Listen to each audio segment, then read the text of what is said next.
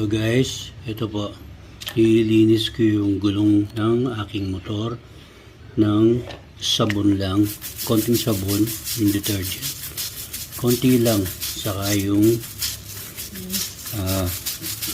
brush, yan, para matanggal lang po ang dumi, rim, yan.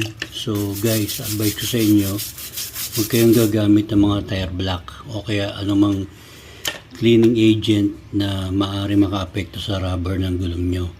Anumang may oil, alcohol o anumang chemical maaaring magdulot ng cracking sa gulong nyo at anumang pinsala sa gulong nyo ay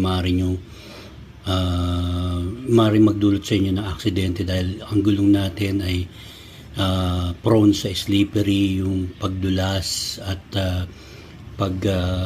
kahit bago pa tignan pero hindi mo makikita na may mga maliit na crack na dyan.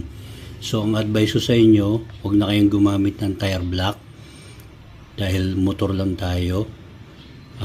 Sigurado delikado yun, kahit dahil may substance yun o chemical na halo na parang oily, kaya nagiging shiny ang rubber natin. So gumamit lang kayo ng magandang panlinis. Linisin nyo lang lagi gulong nyo para maging mukhang bago. Yan.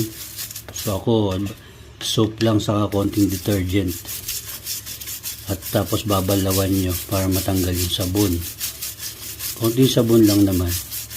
So in that case, hindi naman kayo siguro pag nagda-travel kayo sa basa o umuulan, hindi naman siguro kayo mag-skid o magiging slippery yung pakiramdam nyo sa gulong nyo, motor nyo.